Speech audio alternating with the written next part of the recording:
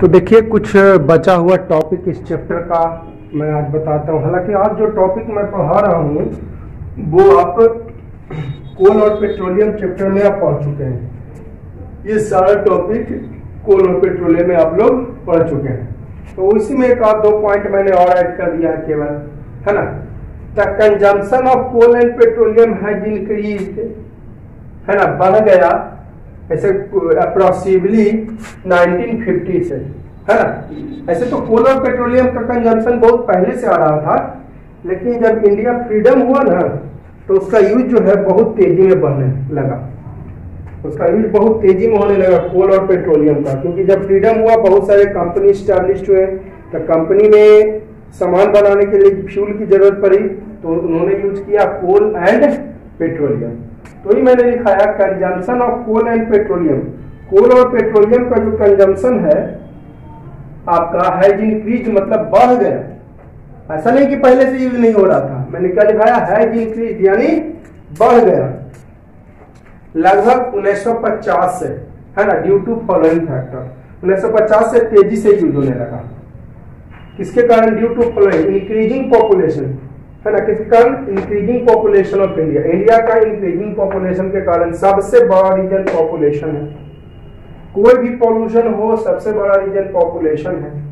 Rapid industrialisation, rapid means तेजी से industrialisation हो गया, है ना। औद्योगिकरण, affluent life style of people, लोगों का लाइफ स्टाइल चेंज हो गया, मॉडर्न हो गया।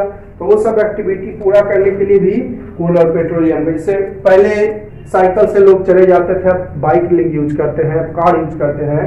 तो ये सब का यूज जो है 1950 से तेजी में होने लगा, जिसके कारण आपका कोल और पेट्रोलियम का यूज जो है काफी ज्यादा हुआ।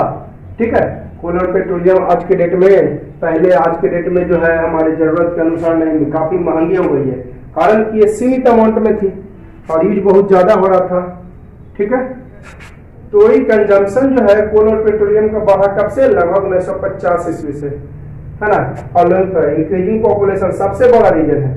इंडस्ट्रियलाइजेशन, लाइफ स्टाइल स्टैंडर्ड हो गया, कार में लोग जाने लगे, बाइक में। तो ये सबको पूरा करने के लिए फ्यूल का यूज किया गया, कोल और पेट्रोलियम। ठीक है, तो जल्दी अगला point, our country does not produce enough coal petroleum. सही बात, हमारा कंट्री में उतना ज्यादा कोल पेट्रोलियम नहीं होता, इसलिए to meet demand of coal petroleum we have to import these other country. दूसरे कंट्री से हम लोग इसे इंपोर्ट करते हैं, खरीदते हैं। ओके, तो हमारा कंट्री में उतना ज्यादा कोल पेट्रोलियम नहीं जो है प्रोड्यूस होता है, उत्पन्न होता है। तो meet demand of coal petroleum, demand करने, इसका डिमांड के लिए हम लोग दूसरा कंट्री से खरीदते हैं। ठीक है, फॉसिल फ्यूल, ये सब भी मैंने सारी बातें बता दी। फॉसिल फ्यूल क्या है कि the fuel which was formed in millions years ago, है ना। वह फ्यूल जो मिलियंस ईयर्स अगो बना, मिलियंस ईयर पहले बना है, by dead animals, plants and trees called fossil fuel. ये सब पहले ही पढ़ चुके हैं। वह फ्यूल जो मिलियंस ईयर्स, करोड़ों साल पहले बना है, डेड एनिमल, प्लांट्स, ट्रीज से, उसको कहते हैं फॉसिल फ्यूल। कोल, पेट्रोलियम, नेचुरल गैस, ये भी फॉसिल फ्यूल्स है। कोल पेट्रोलियम बनने में करोड़ों साल लगा, यानी फॉसिल फ्यूल्स है। Fossil fuels are non renewable natural resource, non renewable source of energy.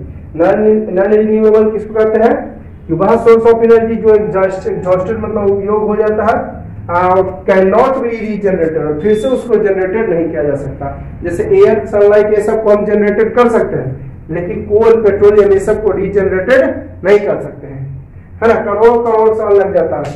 जैसे आज हम लोग सनलाइट यूज किए तो कल भी यूज कर सकते हैं, आज सनलाइट यूज किए कल भी यूज कर सकते हैं।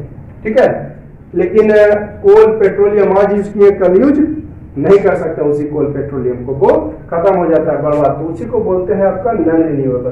तो 10 सोर्स ऑफ एनर्जी भी चीज एग्जॉस्टेड, मतलब उसका उपयोग हो गया, खत्म हो गया, तो कैन नॉट बी रीजनरेटेड, फिर से उसको बना नहीं सकते, वो हो गया non renewable source of energy. Fossil fuel non renewable source of energy है। क्यों?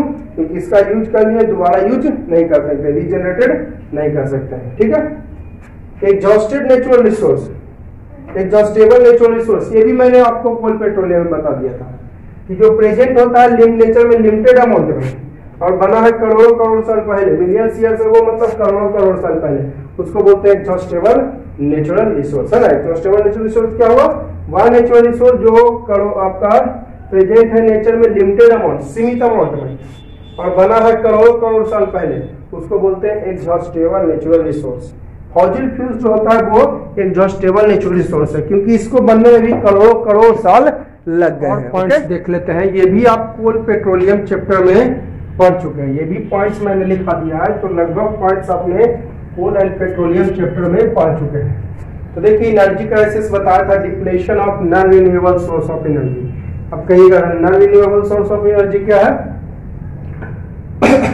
तो जिसको अब दोबारा यूज, मैंने डिफिनेशन भी लिखा दिया non renewable source of energy का, जिसको अब दोबारा यूज नहीं कर सकते हैं, कैन नॉट बी रीजनरेटेड, फिर से वो जनरेटेड नहीं होता है। तो जैसे कोल पेट्रोलियम ये सब की कमी हो जाना कहलाता है एनर्जी क्राइसिस, है ना। कोल पेट्रोलियम नेचुरल गैस ये सब की कमी हो जाना कहलाता है आपका एनर्जी क्राइसिस।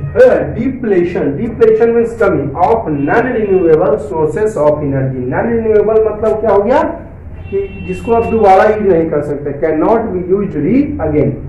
तो non renewable source of energy की कमी कहलाती है एनर्जी क्राइसिस, ठीक है।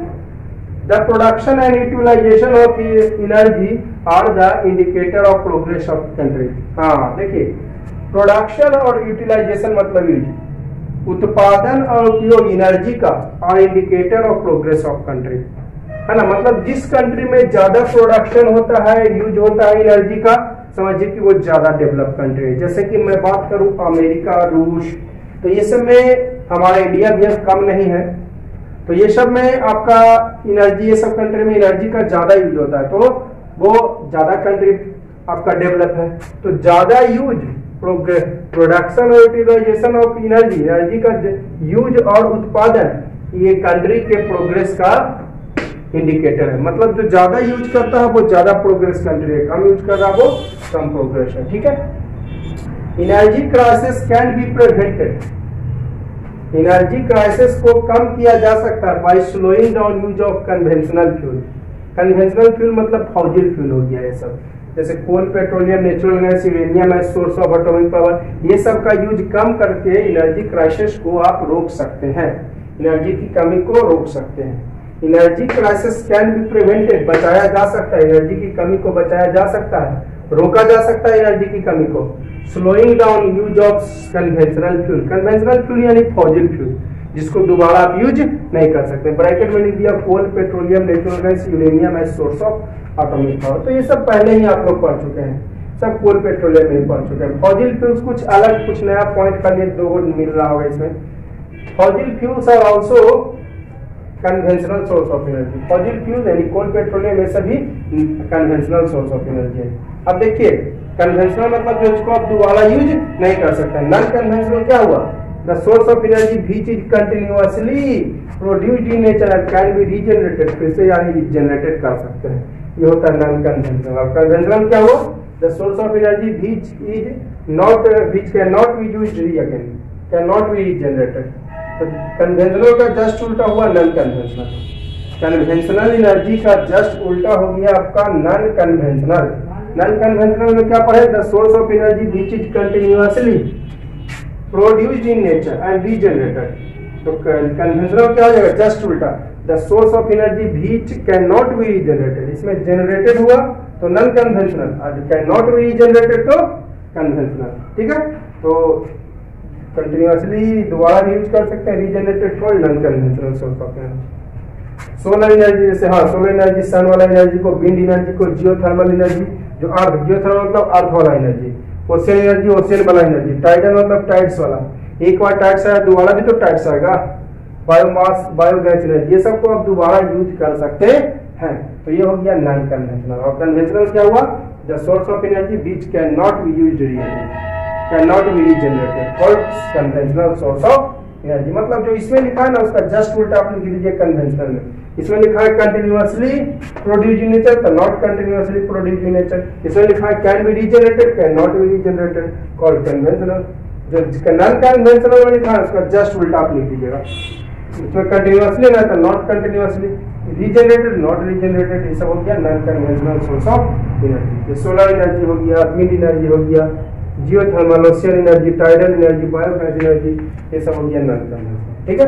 अब energy crisis can be prevented by use of fuel efficient. हाँ जी, देखते हैं ना कि पुराना इंजन यूज कर रहे हैं। फ्यूल इफिशिएंट मशीन में मतलब जो उचित फ्यूल लेने वाला मशीन, फ्यूल इफिशिएंट मशीन मतलब उचित फ्यूल लेने वाला मशीन। जैसे कि गाड़ी चला रहे हैं 20 साल पुराना, 25 साल पुराना, तो वो फ्यूल इफिशिएंट नहीं हुआ, है ना। तो फ्यूल एफिशिएंट मशीन्स का यूज करके और स्मोकलेस चूल्हा का यूज करके एनर्जी क्राइसिस को कम किया जा सकता है ना। Energy crisis can be also prevented by use of fuel efficient machine. Fuel efficient उचित फ्यूल लेने वाला मशीन, है ना, पुराना गाड़ी नहीं, एंड स्मोकलेस चूल्हा। तो इससे आप एनर्जी क्राइसिस को कम कर सकते हैं। सोलर टेक्नोलॉजी, हाँ ये तो बहुत सबसे सस्ता है, ये सोलर एनर्जी वाला सबसे सस्ता है और अब आसानी से अवेलेबल हो जाता है, सबसे सस्ता और आसानी से अवेलेबल भी हो जाता है। तो solar technology developed solar heated house. Solar energy, solar technology जो है सोलर हीटेड हाउस को डेवलप करता है। सोलर एनर्जी को डायरेक्टली कन्वर्टेड कर सकते हैं आप इलेक्ट्रिसिटी में बाय यूज ऑफ फोटोकेमिकल्स। कहता है solar technology solar heated house develop करता है। सोलर टेक्नोलॉजी क्या, सोलर हीटेड हाउस डेवलप करता है। Solar energy directly converted, solar energy को आप डायरेक्टली कन्वर्ट कर सकते हैं इलेक्ट्रिसिटी में यूज ऑफ फोटोकेमिकल सेल। क्या है फोटोकेमिकल सेल? तो वह cell, photo means light, chemical माने केमिकल एनर्जी, जो लाइट एनर्जी को केमिकल एनर्जी में बदल देता है, कॉल्ड फोटोकेमिकल सेल। फोटो का मतलब होता है लाइट, कहते हैं ना फोटो खिंचवाने जा रहा है, यानी लाइट आप पे डालता है तो मतलब फोटो खिंचाता है। तो फोटोकेमिकल सेल यानी लाइट एनर्जी को बदलता है केमिकल एनर्जी में। तो the cell which converts light energy to chemical energy, वह सेल जो लाइट एनर्जी को, लाइट एनर्जी यानी सोलर एनर्जी, जो सोलर एनर्जी को चेंज कर देता है आपका केमिकल एनर्जी में, कॉल्ड फोटोकेमिकल सेल। ओके, तो चलिए इस वीडियो को यहीं पर पॉज करते हैं। वीडियो अच्छी लग रही हो तो आप लोग जरूर लाइक कर दीजिएगा, चैनल को सब्सक्राइब कीजिए और साथ में शेयर करना ना भूलिए।